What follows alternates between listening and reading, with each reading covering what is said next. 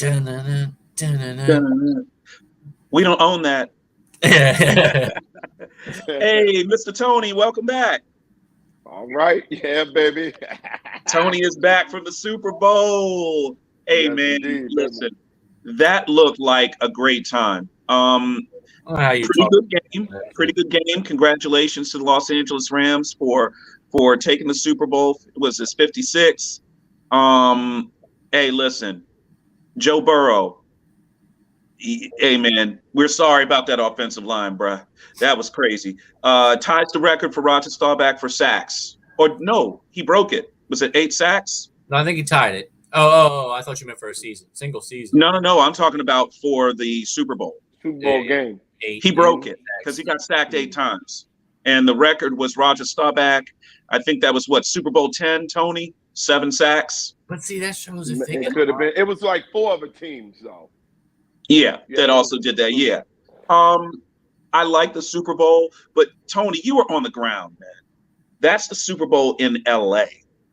Tell me about the production of the Super Bowl in terms of the whole thing, the whole city. When you land, everything. Tell me about it. Well, when you get there, it was such an excitement because, like we said on the TD report back in August, when I played Lee Moses, California Dreaming, I said at the end, when it's over, the Rams would be champs at home. And I felt it. The Rams really got lucky because the matchup was perfect for them. Any team that they can beat in the AFC was Cincinnati. Now, I will say, Cincinnati, to me, is a better team long term. That team is solid. They don't get the credit. They are well coached. They don't really beat themselves. They do everything very well. They don't do nothing great. They do everything very well. What did I Least say on the penalized last show? team in the league, by the way. What did I say that was going to beat them? I said the interior O-line was going to cost them that Super Bowl. And what was the biggest play that was made in that Super Bowl? That was Donald's 4th and 1 was the interior offensive line. Because had 3rd he and had 1. second, Yeah, third. wide Yeah. open.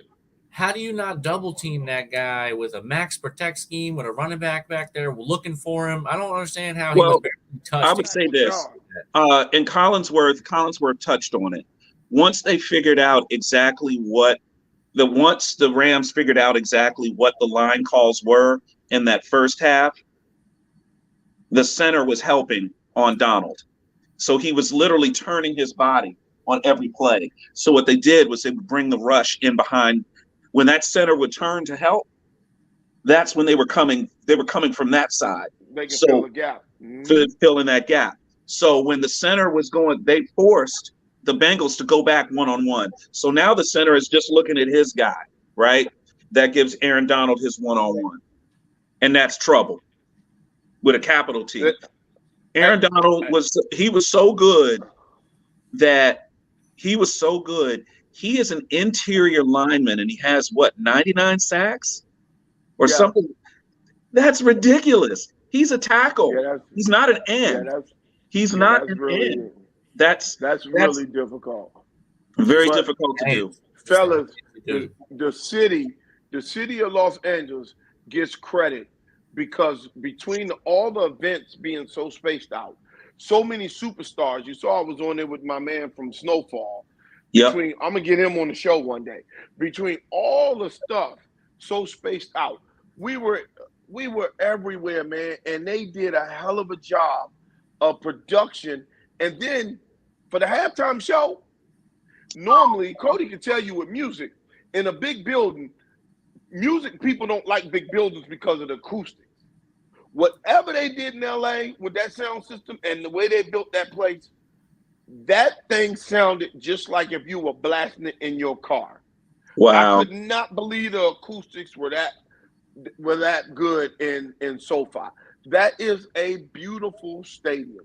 It looked great on TV, man. Tony. It looked great on TV. It fell right for them, for the city. You hear they talking about having a triple parade because for the Lakers, the Dodgers and the Rams because they couldn't have nothing because of COVID. So Well, if they do it, they probably will have a triple parade. The Lakers could use a parade. They The might, way they But- play but- this year, they're terrible. Yeah, but they didn't have a parade, and they right. They should have a triple parade when it's good enough. But let me tell you something, folks. In California, do not go visit California if you're not vaccinated, because you're going to starve on the street like a bum. You can't get anything without your damn vaccine card. Why you gotta go after anywhere. bums like they were that? asking for everything. Man. They really were. They were asking for it. They asked for it. Dog. everywhere. They say, "Show me your papers." Yep. Let me Or you see ain't your coming in. papers, Dave. Or you ain't coming in, home team. Look, Dave done froze on us. What's wrong with Dave? Dave, you freezing on us. Your internet freezing, Dave. You might want to go to your plan. Yeah, see, I'd use my plan. I don't use my Wi-Fi. Yeah, I don't know. What we Yeah, got? yeah, Dave froze on us. But man, hey, I'm telling you, Dave, Cody, we're gonna do the same that- thing. I'm gonna pull you out and jump back in. that joint was unbelievable, Cody. It's an unbelievable experience if you never went to Super Bowl. We're going in Arizona next year. Yeah, yeah, We're yeah. gonna go. We're gonna get out there, and just so you can see the festivities. I mean, it's Yeah, nah, second I to need none. to be there, man. There's I need no event like the Super Bowl. You can have the World Series, you can have the Final Four, you can have the World Cup. Super Bowl production, there's nothing like it, dude. It's I mean, the greatest show of all time. yeah, Let's watch it is. And you know how much was spent that day on gambling in the United States? It was probably something crazy. Billion. How much? Billion. I can't. You're cutting out. Weekend. 800 billion. Billion. 8 billion. 8 billion. That's insane. Yeah. So that many people, that's how much they said was gambling all around the thing. He said what happened. Hit him and tell him to I don't come know, back in. I was out. Yeah, join back in. Tell him to get off his local Wi-Fi and just go through his plan. Yeah, because I just use my plan. I don't use the Wi-Fi on it. Yeah, but Cody, I'm telling you, man, that you saw 50 Cent had a party at our hotel. He had a party at our hotel. Right afterwards, Kanye was staying in our hotel, and yeah, man, we were at the Intercontinental downtown. Right. Downtown LA. That's a nice ass Downtown hotel. LA. Oh, it was beautiful. 75 floors. Yup. Oh, it was beautiful, dude. The lobby was on the 70th floor, and the players' lounge was on the 72nd floor. Oh, so we were. They had a hotel. I got you. The players' lounge was in the hotel. Yeah. So the alumni players' lounge. Right. Yeah. So it was that part of it, the tailgate, all that stuff was great, man. All that stuff was great, and Right. just the experience. So I don't. being out there. You need to break down the story, because out of anybody I know, you'd be the only one to be able to talk your damn way into the Super Bowl without a ticket. So how in the hell did you make that happen?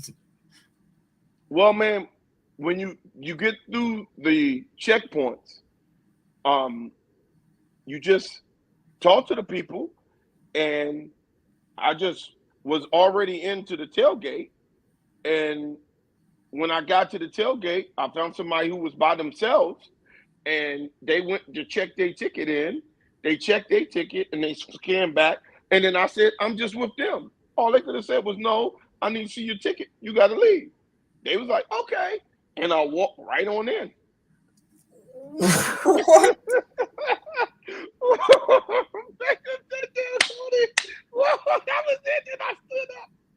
Is that easy? Is that easy? What? Just I'm with them. All right, go ahead. You gotta have massive balls, and I do, because you know what? If you And tell you gotta me no, that's you gotta fine. catch the perfect security guard who's clearly a dumbass. What? No, here's the problem. That person has probably let in 4,000 or 5,000 people. nobody goes to a game by themselves. So if the person in front of me was single, They and really he just showed bought his it. ticket, Yeah. technology saved me, because if you had to have paper, Sorry about that. tickets, Y'all were if you good. had to have paper tickets, I would have never got in because they would have had to tear the ticket. So by not having paper tickets, when the person in front of me said, Everything "Hey, was this is my scannable. ticket," and then they scanned it, and then I said, "Oh, I'm with them," and they're tired. They've got 70-something thousand people in. So when they showed the attendance, I said, the attendance is wrong. It needed to be one more person Yeah, added. they got You funny, man. That's great. I'm clowning. That's Oh great. my God. That's Yeah. great.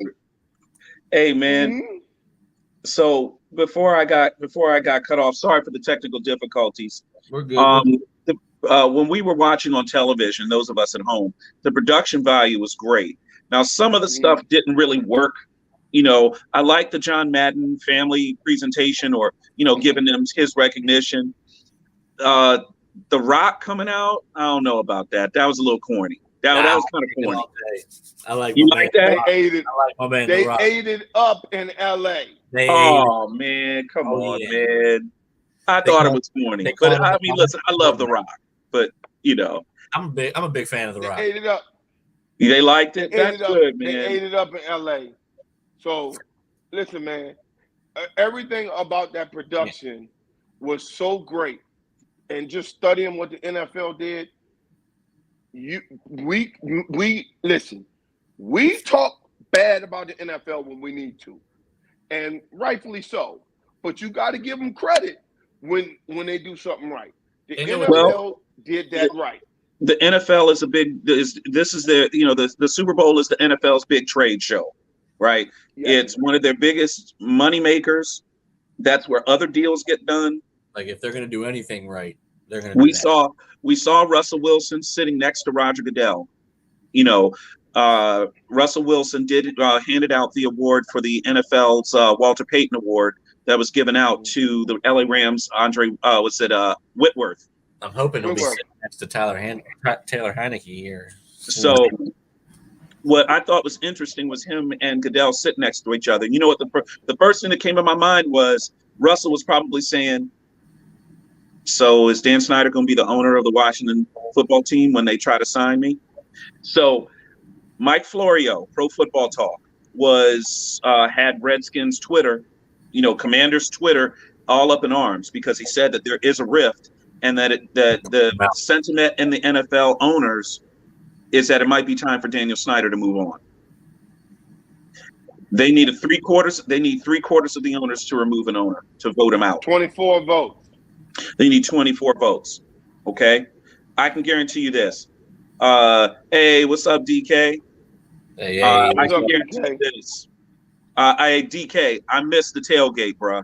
I can't wait.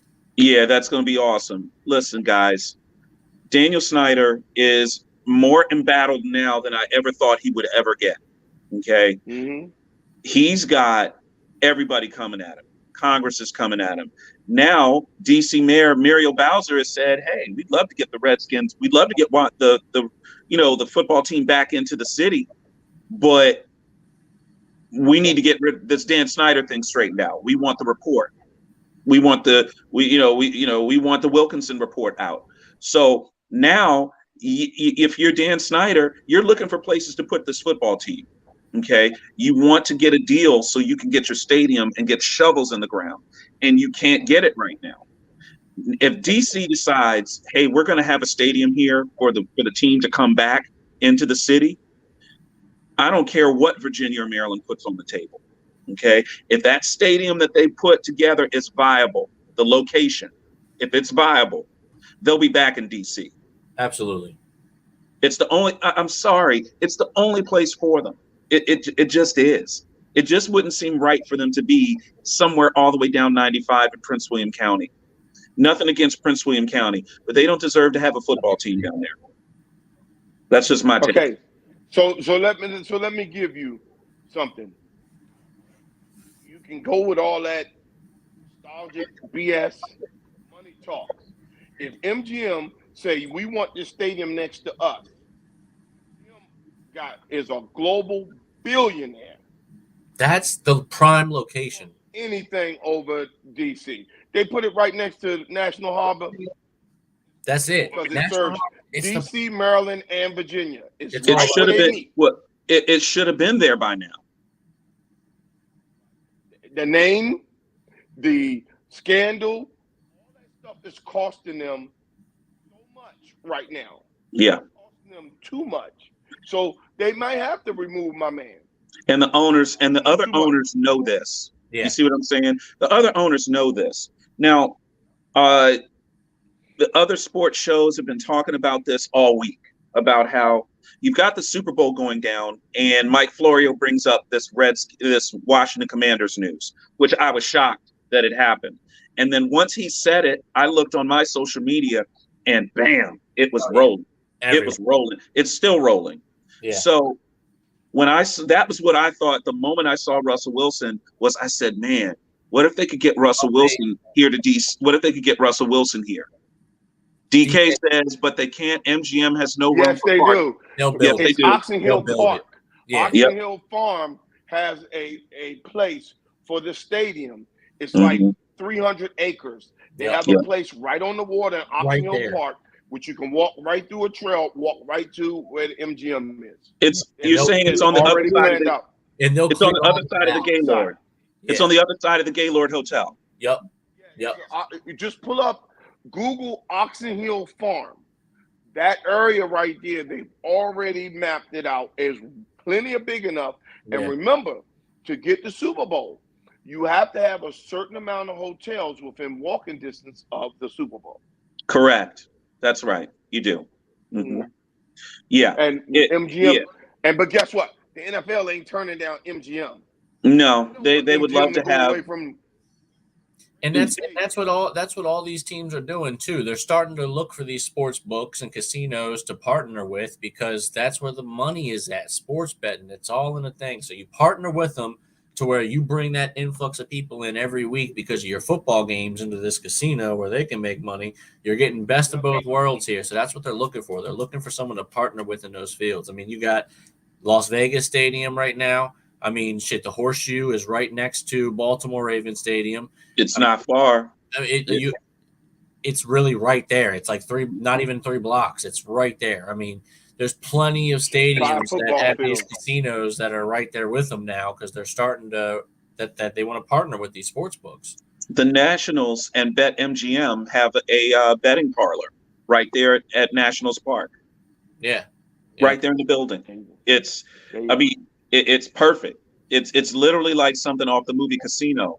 Yeah. Where he said all the things that used to be illegal, we just brought it inside the casino. We just brought the bettors inside the casino. I mean, this whole thing is, I'll tell you another area that's got a great setup. Philadelphia.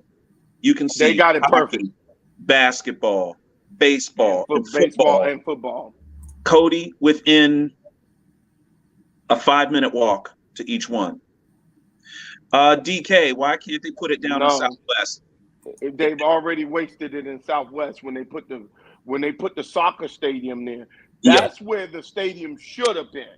Well, they could put it on in that strip of land where the National Defense University is.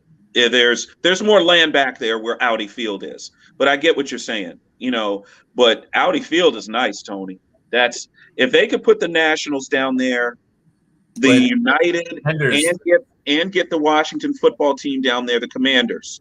And if we could get a new owner, and change that name to something that makes some freaking sense. If we get a new owner, if the Washington franchise gets a new owner, they've got to change that name. They cannot keep it as Commanders. That name. An NFL team can change its name once every 5 years. That's the rule. We're going to have to live with Commanders for at least 5 years. They're not It's the dumbest name I've ever heard. It's dumb. But let's talk about some good news. Everyone got a good look at Russell Wilson out there on the field. He's looking a little tan, got a few weeks off, looks very rested. Let's talk about some quarterbacks. Okay. I got to go down the list here. I'm making my list and checking it twice, right? Hold up. Let me put my list up. So, Cody, talk to me about Derek Carr. You've got some news. Yeah, Derek Carr's not going anywhere. I know a lot of people thought that he might be coming to Washington, but he stayed in Vegas. They're thinking probably right in that $40 million a year range, which I think is quite absurd of a number. I was right in that 35, maybe a little. The market is just crazy right now. After what Derek Carr's brother went through when he played in the league, his baby bro deserves this, man. Yeah, $40 million a year is, I think, a lot for Derek Carr, though. $40 million is a lot for any quarterback, as far as I'm concerned. It's killing these salary caps, man. It's constricting. They're increasing, though. I mean, I feel like it's the market is just you need a quarterback to win. All right. Cody, can you tell me what the hell is going on with Kyler Murray? What's up his butt? What's wrong with this kid? I'm on Kyler Murray's side here, guys. I'm not. What? I think Dallas wouldn't like that. I think there's some truth we're not getting. And the reason why I say that is it's just things don't add up.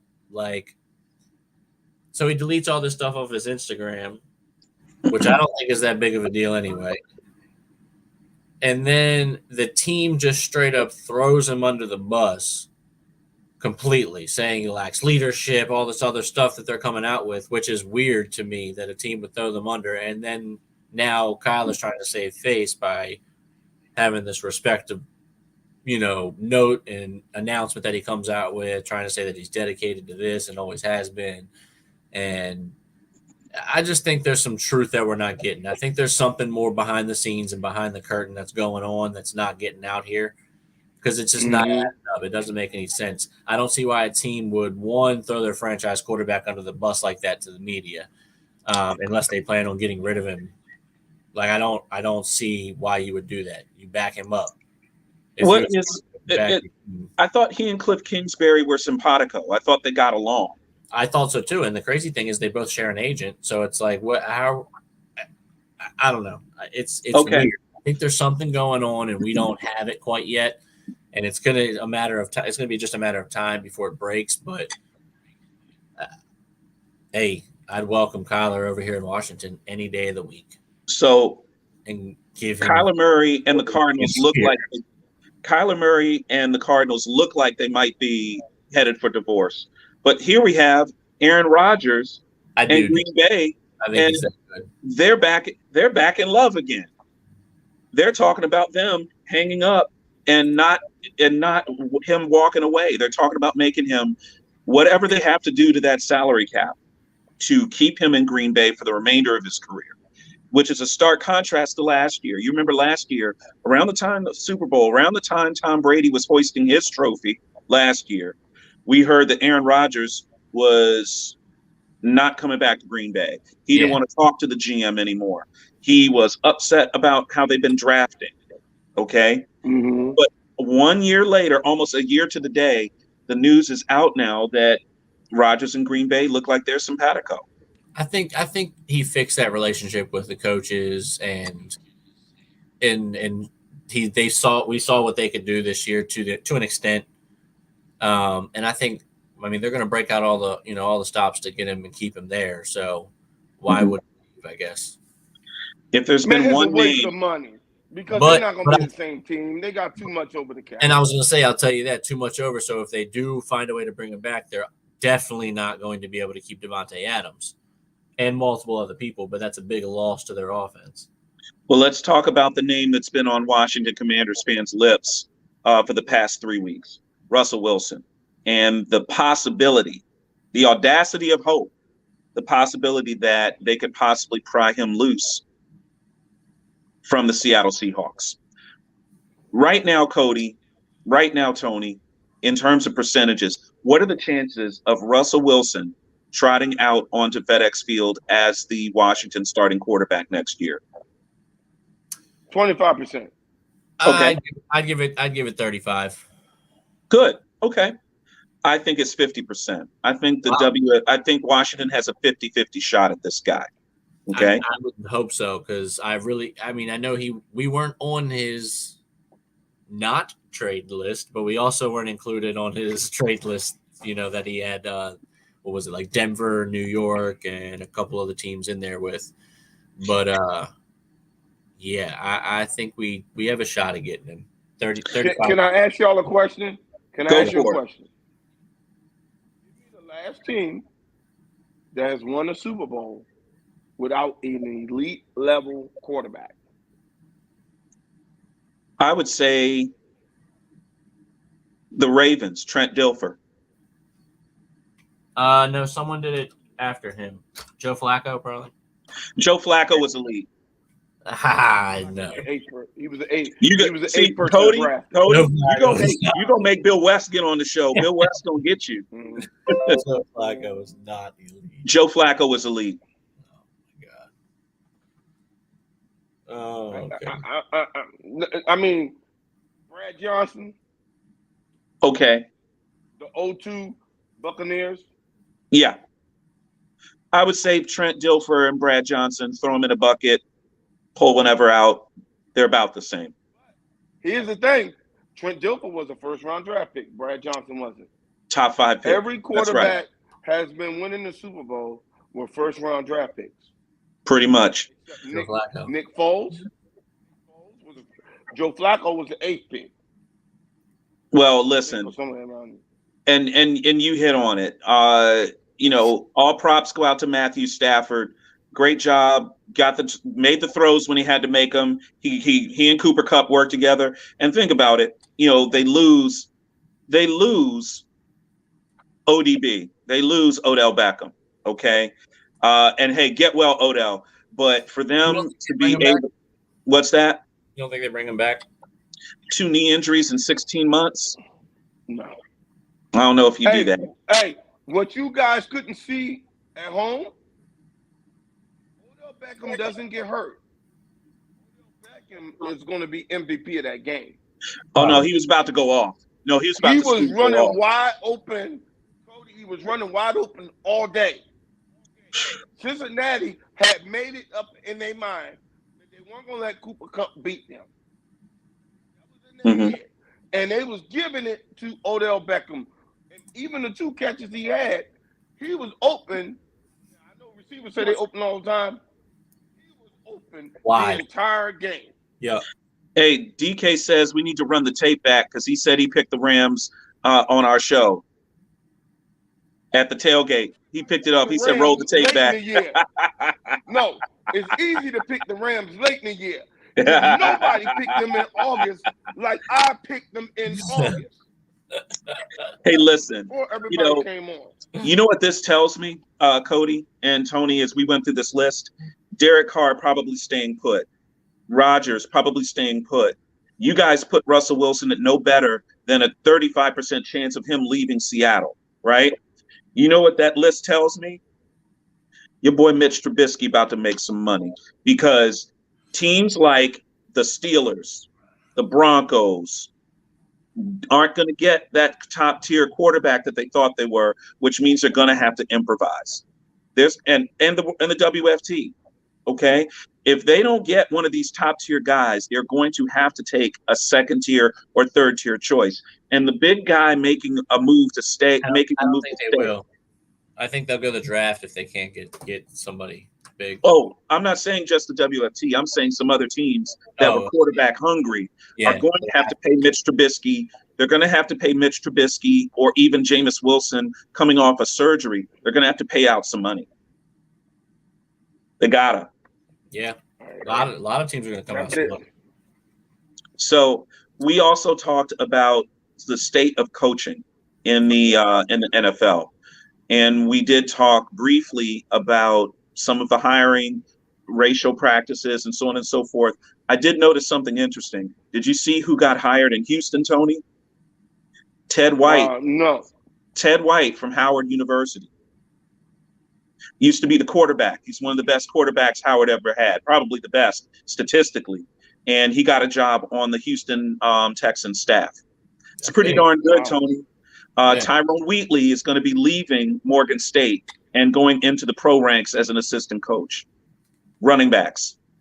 I mean, slowly but surely, we're seeing some guys kind of trickle onto staffs, but you kind of knew that was going to happen after Goodell put out the edict that he did not appreciate how the hiring, how the hiring cycle went this year. Now, don't forget, and most people watching the show, he works for the owners. Okay, he doesn't rule the owners. He works for the owners. They hired him. So we've got all of these problems down in Miami. You've got some issues with the Redskins. I think this might be Goodell's last stand, guys. With all those hires in Houston, though, I want to just rewind a bit. I think those are big. Pep Hamilton is the key over there as offensive coordinator this year. They upgraded him to offensive coordinator in a promotion, and that's huge. Everyone's going to be watching. Everyone's going to be watching what happens in Houston. Big fan of Pep, and I think after this year, with what he does this year down there, I think he'll be looking at head coach positions finally. He should. He's known as a guru, QB guru. Yeah, and you also bring him into Washington. I agree 100%. They should have. They should have. Absolutely. Because I would say this quarterback. That's a great segue, Cody. When the Shanahans were here, and Sean McVay was here, Joe Barry was here, Matt LaFleur was here, hell, McDaniel was here. All of these guys that came here, right? Most of those guys are coaches now. Then go out and get more. The next guy up would have been a Pep Hamilton. Get him in here. Yep. Get these young guys in here. Get these new ideas infused and ingrained into your offense and start doing something, do something different. I mean, at this point, we've talked a lot about Sean McVay. Hey, look, Sean McVay, Super Bowl champion. Congratulations to him at age 36. DK asked, where's Leftwich? There hasn't been any movement. Yeah, there hasn't been any movement since he denied the Jacksonville gig. No movement. And he shouldn't have taken the Jacksonville gig. No. Because he wasn't going to be able to pick his own staff. And there's no point in going there for that. Now, there is that news on Eric Bieniemy that meeting is going to happen with he and Andy Reid to determine his future. His contract is up in Kansas City. Not getting hired on this last cycle. We talked about it on the previous show. Where does Eric Bieniemy go? Stays, and he's the next head coach of Kansas City. Yeah, they'll resign. He's got to stay. They're going to sign. I'm just surprised that the Hunt family let it. I'm sorry, Cody. My bad. Go ahead. Sorry. They're going to sign him as an official coach in waiting at this point. I think that's what's next. You can hire him as an official coach in waiting, but when Andy Reid does retire or leave the franchise, you still have to look at hires, 2 African American hires outside of your organization. They don't allow coaches in waiting without somebody else getting. In other words, there will be a process. Yeah, but I would hope they do that, right? Yeah. Now, it's going to be interesting to see what happens with Kansas City. Kansas City's missed the Super Bowl, didn't win the Super Bowl last year, missed making the Super Bowl this year. You could say that they're regressing. Okay. Just want to pause you real quick, Dave. We have our guest that just joined into the stream. Excellent. We're at 7:38. If you're ready, we can bring him on in. Let's bring him in. Mr. Talley. All right, Mr. Talley, bear with me just a sec. We're going to add you to the stream, sir. You just looks like you got to give permission to your camera. Yeah, give permission. Yeah, he probably got it all private. Yeah, right. Yeah. Sitting outside in the back. Yeah. Oh, we feel you. We can hear you. You gotta get on that iPhone. We can hear him. Yeah. You gotta get on that iPhone and get permission to that camera. Nope. There he is. There he is, the man. Ladies and gentlemen, welcome to the show. Former West Virginia All-American, Buffalo Bills, 2-time All-Pro, 2-time Pro Bowler, Buffalo Bills Wall of Fame, and we think future NFL Hall of Famer Darryl Talley, number 56. Talk to us, Darryl. How you doing, bud? Doing well. How are you guys? Oh, we're doing great, and thanks for joining us on the show. Hey, listen. What did you think about the production of the Super Bowl this year? The Super Bowl being back in Los Angeles. What did you think? Well, I thought it was a great job. I mean, being back there was it's a tremendous job. They went off without a hitch. The halftime highlight show was really good. Great. Excellent. We're glad you enjoyed it. Thanks for taking our boy TK around. You know what I'm saying? He's a live wire, man. Nah, Tony's a good time, man. He made the game a little more enjoyable. So, you've been to a few Super Bowls in your time, okay? Yes. Can you tell our viewers, our podcast listeners, tell them what it's like to gear up for a Super Bowl in terms of you getting off the plane and you getting ready to play? What's going through your mind? How are you feeling? What's that like? Well, it's just like a regular game, just a little more hype. You got everybody in the world watching you during that time. Mm-hmm. And you're basically going through your daily routines. Mm-hmm. Man, it was great as a young man, watching Buffalo play. Now Buffalo is in a position where they have a potential Super Bowl team there. A lot of young guys. You got that young quarterback. What do you think about the Bills franchise now in terms of the footsteps that you put down for those young guys to walk through? Well, right now, I think they're on the right track. They have a great team defense. They have a great philosophy, and Josh Allen's a tremendous leader for them. Listen, we enjoyed watching that, Bills Kansas City game. It was one of the best games of the playoffs and what was an amazing playoffs in general. So many great games pretty much every time out. What do you think the Bills need to do to get over the hump? Well, that's just going to be going back out. I mean, they played the butts off this last game. I thought they should have won. Just didn't fall their way. Yeah. I mean, it's a tremendously talented football team that can do a lot of things. That can beat you in a number of ways. Mm-hmm. It's just didn't happen to bounce their way. On the area that we're in, Darryl, we have a lot of Baltimore Ravens fans out here. So, when the Buffalo, for the Buffalo Bills to kind of skip over where the Ravens thought they would be, you get a little of that backbiting and everything. Well, you got to remember now, those used to be the Baltimore Colts in there. So there's a lot of animosity, I would say, between Colt fans and Bill fans because they played against each other for a long time. Mm-hmm. So I think there will be a lot of that. Now, I didn't look in your media pack before we had you on. Darryl, where do you live? Do you still live in Buffalo, or are you down in Florida? No, where I live down in Florida right now, sitting outside in Florida. Down in Orlando. Okay. Hey, good move, man. It's cold up in Buffalo. As anyone would know, as definitely you would know. Just in general, Cody, what do you have for Darryl? I don't want to just monopolize. I want to get you guys in here too. Yeah, no.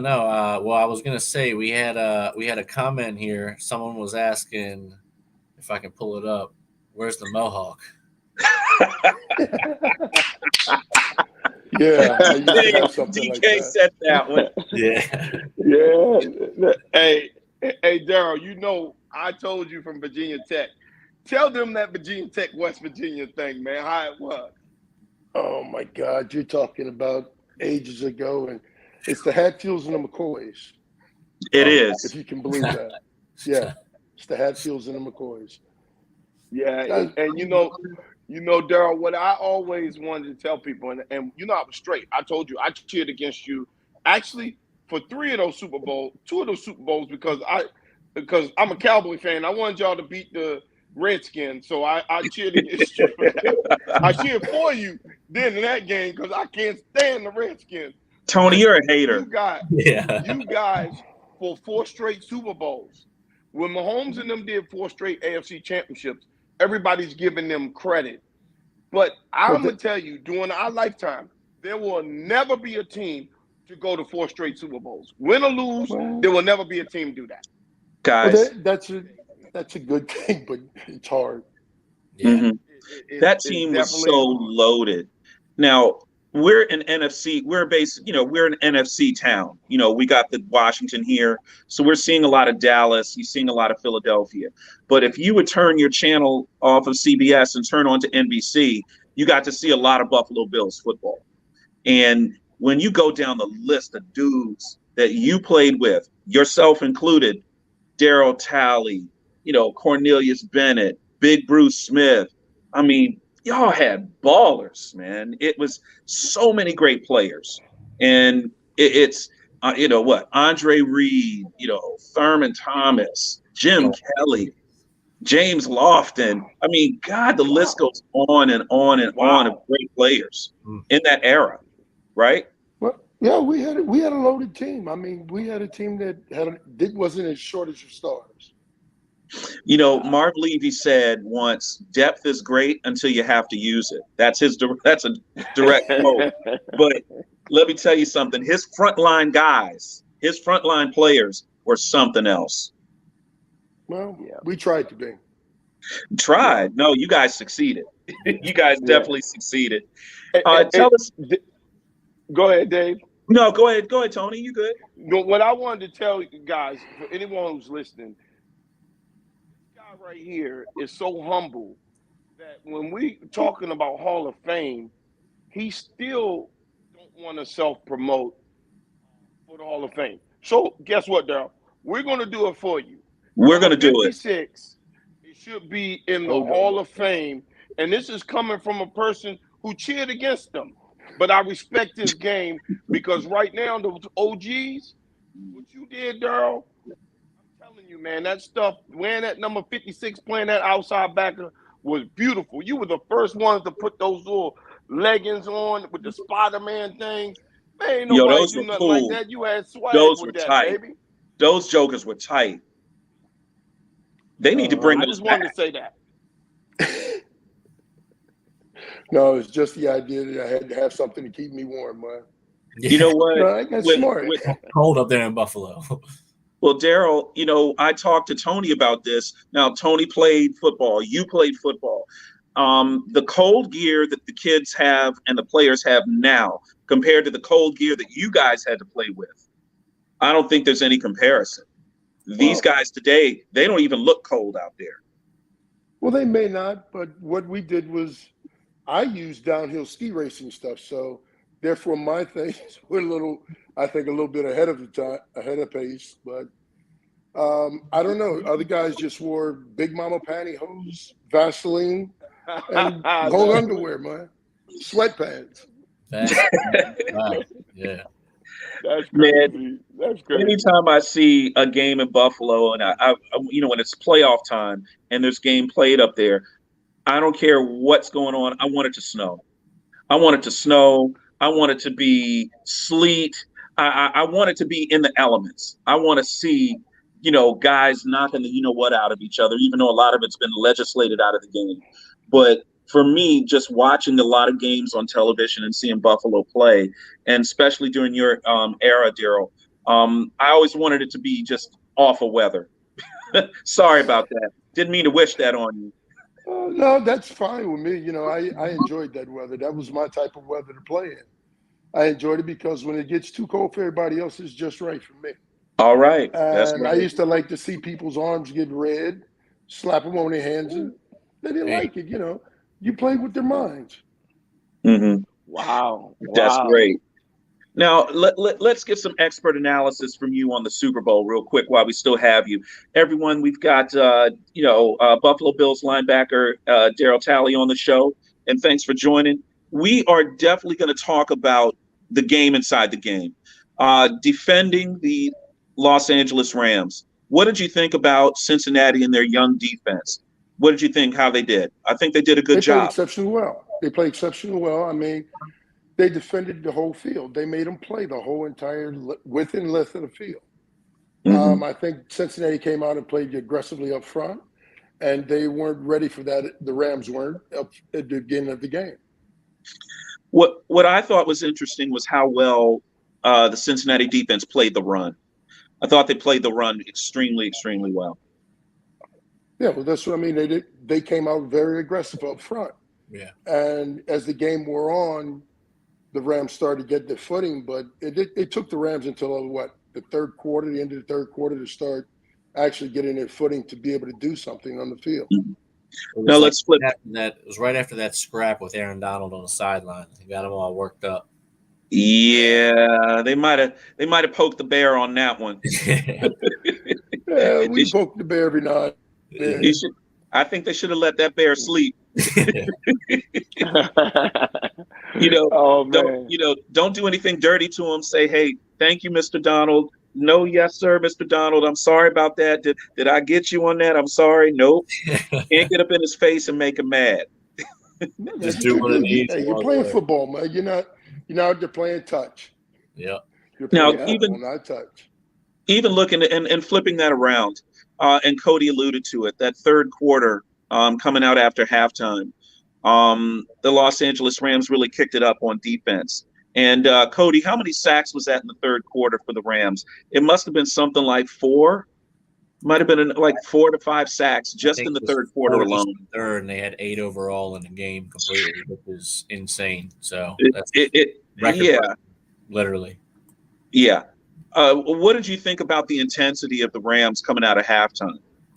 Well, I thought they played very well. They were very aggressive up front. They had to turn it up. They had to do something different. Mm-hmm. And what they did was just mix up the defensive front. Mm-hmm. I thought the Bengals got the game. I thought the way that the game was rolling, or the way it went, I think the Bengals got the type of game they wanted it to be.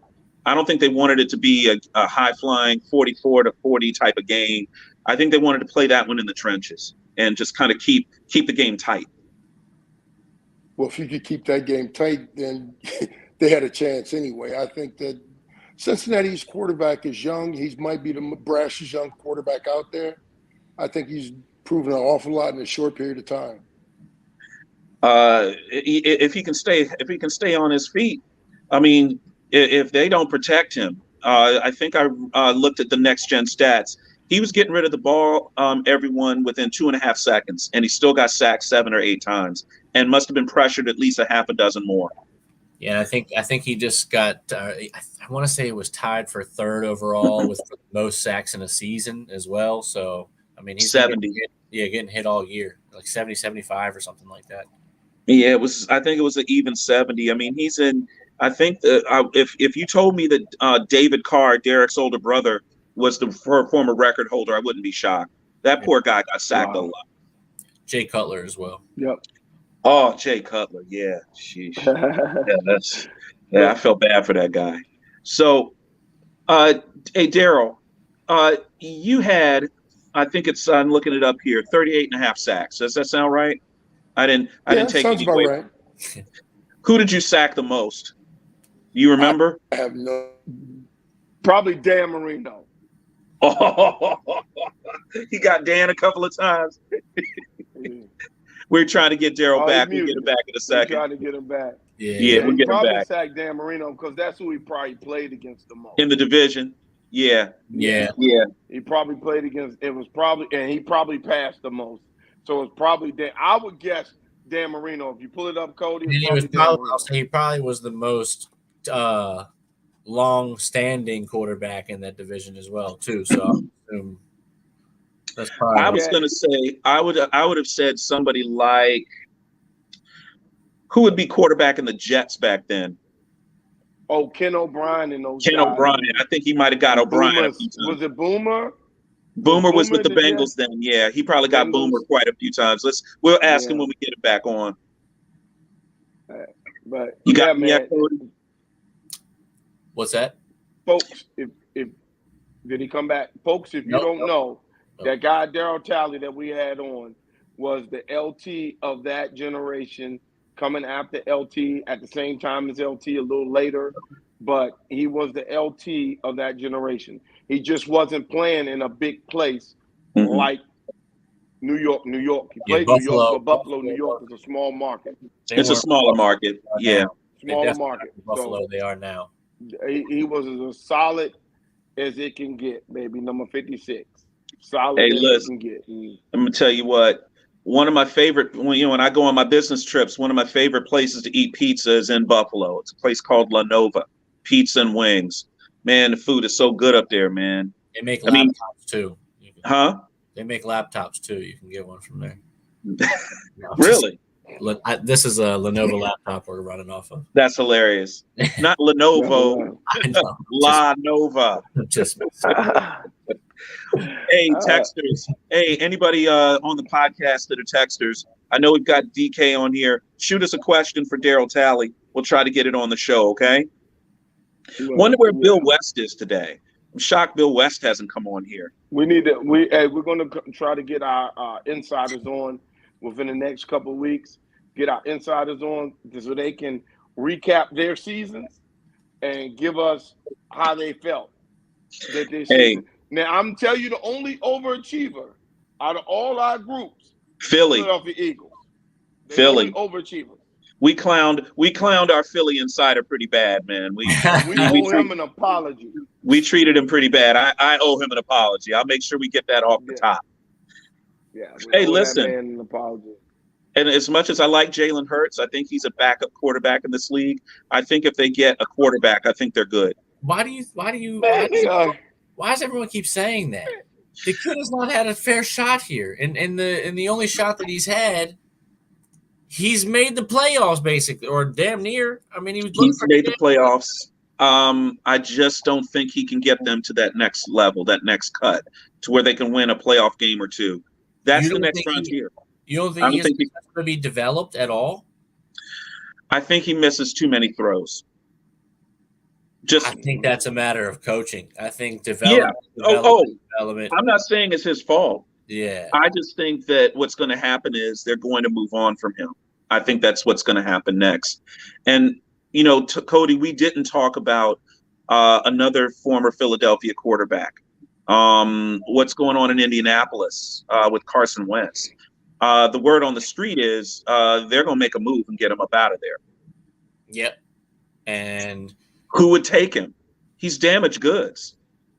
And see that they feel like they still owe him money as well. A lot of it. It's like 30 some odd million, something ridiculous. So it's like 30, don't care million. About no money. I've said from the start that the kid isn't all that great, and I think that big injury that he took early on really messed him up mentally, and he's scared to get hit. Mm-hmm. DK says he'd take him in Washington, and hell no. Oh, no. DK, I would let him go to Washington. Oh, stop it, Tony. You might as well sell the bus if that's what happens. No, that's terrible. The worst that we could do. DK, he cannot play here. You're better. Okay, I'll tell you what. I'll tell you who Dallas fans don't want to see.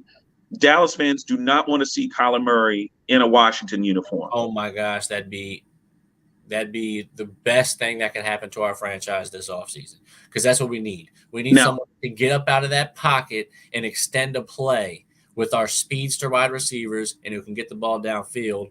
And then just like you said, Dave, Dallas would hate it because the kid is undefeated at AT&T. Yeah, he ain't going to lose there. How much is he going to – Cody, use your crystal ball. How much is he going to cost? I'd give $48 million a year. Oh! Right now, $48 million. That's an exaggeration. That's exaggeration. Okay. You'd have to trade. Would you give him Derek Carr money? Would you give him Derek Carr money? $38 million. Yeah, I'd give him 38 all day, but all day long. Sign a check. I'd give him 40. Honestly, you know what? Speaking, I'd give him 40. He should have stayed. He did the right sport. We got our guest back in here. Let's bring him back. Let's bring him back in. Darryl Talley is back on the TD Report. Welcome back, Darryl. Yeah. How are you guys doing, man? Sorry about that. Before you guys had me at a disadvantage. Hey, who did you sack? Do you know who you sacked the most? No, have no idea. Yeah. I said Dan Marino. We think it's Dan Marino. We think you got after Dan a bit. I probably hit Dan Marino more times than anybody else, but yeah. When you consider playing against somebody since 1979 until 1983, 93 rather. Yeah. Mm-hmm. How about 1979?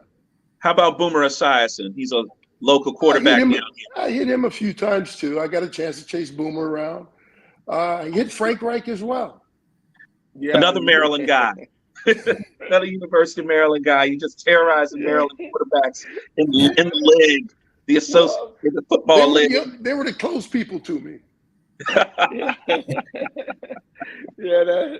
So tell us what it was like playing with Bruce Smith on that D line right there. It was fun. It was a lot of fun. I mean, you could do just about anything you wanted because Bruce was as fast as a lot of linebackers, and he did move fast. I mean, he did some incredible things on the field that I personally got to see, and I was like, "Whoa, wait a minute." I kind of thought so. Is Bruce Smith the best 3-4 defensive end ever? Numbers tell you that. I think he is, I would guys. say that. Yeah. In a 3, I'm just talking about the 3-4. I think he might be the best 3-4 defensive end ever. Wow. And every now and then, let's put it this way. I know I'm partial. Hey, I haven't seen anybody do the things that he's done. Not at that deep, not at the end. Not at the end out of a 3-4. I mean, you guys, a guy like you, Darryl, you could have played in a 3-4 or a 4-3. It didn't matter. You're a football player. You see what I'm saying? And you would have been great. It didn't matter. But every now and then you see the extra specialization of guys now where they'll say, well, this guy can't play in a 3-4. This guy can only play in a 4-3. He's not an end. He's not an end. He's not a tackle. He's an outside linebacker. You see that a lot with guys like, T.J. Watt, or even a guy like Micah Parsons. Is he an end? Is he a linebacker? Right. Right. Is he a safety? Yeah. Well, yeah, exactly. Yeah. I think this era now has gotten so specialized, where guys are coming in the league and they're pigeonholed. But give me a guy that can play football. And then the right coaching staff around them to get the guys and get them lined up in the right place where they can help the team the most. That's exactly what you want. You want football players. You don't want just robots. And as I used to call them, we don't want any test dummies. We just want football players. Right. Hey, Darryl, can I ask you this? What is it like watching the NFL now and seeing every offense run your offense from back in the day? Yes, they run your offense. Pretty much. Funny. And I'm sitting there. I sit there sometimes, and we have a group text with all of us that we constantly talk to each other doing football games and stuff like that. And we do it for everyday life shit too. So it's just one of those things. Mm-hmm. We just laugh. It's funny. I mean, it's like us playing in practice every day. Mm-hmm. So you've seen all the route combinations. You've seen that offense. They ran that to a T back then. Yeah, well, basically, yes. It's the same type of offense. The only thing is they're adding more motion to it. They're adding motion to it to play with the linebackers' eyes and the safeties. Right. Pull double teams. Hey, man, I tell you, I was at the Super Bowl, your first Super Bowl, 25 in Tampa. And I told everybody, I have a buddy on the Giants. You guys should have won that game. That was a great game. Shoulda, coulda, woulda. You can't. They say you can't cry over spilled milk. Yeah. That was the game. That was a game when Whitney Houston sang the national anthem. Yes. And I brought that game up to Darryl, and I said, "What did you guys say to Norwood?" And he told me, "If it weren't for Norwood, we wouldn't have been here." Now you talking about 30-something years later. This man is still teammates, a great teammate. He did not throw his teammate under the bus. That's character, wow. Man. I respect it. Yeah. Darryl was the one that wanted. Darryl wanted Norwood to be in the Wall of Fame in Buffalo, and was very vocal about it. And it takes a big man to do that. And I always respected that. I thought that was really cool, man. You're a good dude, D. We appreciate you, man. You gotta stand up for your guys, man. You stand up for your guys. You go to war for them. They went to war for you when you were there, so you have their back. Yep. So, man. How often do you get back to West Virginia to check those guys out? Do you ever get back, or? I get back every now and then. I've been back a few times this year, so it's gonna be some interesting things coming out of there soon. Okay. Not saying anything. Uh-oh. All Okay. Let's go. Let's go. You know it, baby. Even though y'all beat us last year, we owe y'all. we owe y'all, man. Y'all got our trophy up there. You know how they say, long as I owe you, you'll never be broke. All right. All right, y'all, man. It was good having you, man. Hey, we appreciate you being on the show, Darryl. Great segments, man, and great insight. And, thanks for just kind of taking us inside a little bit. We don't always get that on the show. We definitely appreciate you. And we're going to be banging the drum for you, my man. Going to get you that jacket. All right. Well, you guys take it easy. Have fun. Hall of Fame. Thanks a lot. We're going to be right there on the floor when you go. Yes, sir. All right. Talk to you. Darryl Talley, ladies and gentlemen. Thanks for joining us, Darryl. Here on the TD Report, future Hall of Famer Darryl Talley. He's going to make it, man. It's that guy. Listen, the energy around him, he's just easy to interview and has some – I think he might have held back a little bit, but when he talked about who he got to hit, he said, I think I hit that guy a few times. I think he held back a little bit. I think he put something on some folks. We need to get Boomer – you know what? We need to get Boomer Esiason on the show and ask him, how hard Darryl Talley hit him a few times. You know what I'm saying? Yep. Hey, Cody, you need to get this show so I can text it to him. Please. It's gonna be posted everywhere. I'll send it to you through Spotify and everything else. So. Can you send it to me too? Send it to me a text. Absolutely. Yeah. So I can text it to him on his phone. Okay. He's a good dude, man. Great dude. Tony, as we get ready to close the show a little bit, I didn't want to leave without talking about a great DC player. We got to talk a little bit about Ryan Zimmerman, who announced his retirement today from Major League Baseball. Ryan Zimmerman, he was the first Nationals draft pick, because the Nationals, as everyone knows, were the Expos, but he was the first pick that the Nationals franchise picked when they came to Washington. And let me see. Let's open up the Zimmerman file. First pick in the 2005 draft out of Virginia. UVA, baby. First, the first pick is he's fourth overall. The team had moved from Montreal to Washington. He's going to retire as the Nationals' all-time leader in career games, runs, hits, total bases, doubles, home runs, and RBIs. He is the franchise leader. It's safe to say that he's Mr. National. He is. I've heard him called either Mr. National or Captain America. Whichever one they're both very good names. He is going to have his statue. They're going to put his statue out front of Nats Park. I can guarantee you that. Guaranteed. So he helped us win our first World Championship, 2019. He hit the first World Series home run in Nats history. He also hit the first walk-off home run in Nats history at the then new Nats Park. All right. According to this is from the team owner, Mark Lerner. I'm going to quote him. Ryan will forever be Mr. National. From walk-off home runs to carrying the World Series trophy down Constitution Avenue to the final day of the 2021 regular season, when our fans, gave us a standing ovation as we walked off the field.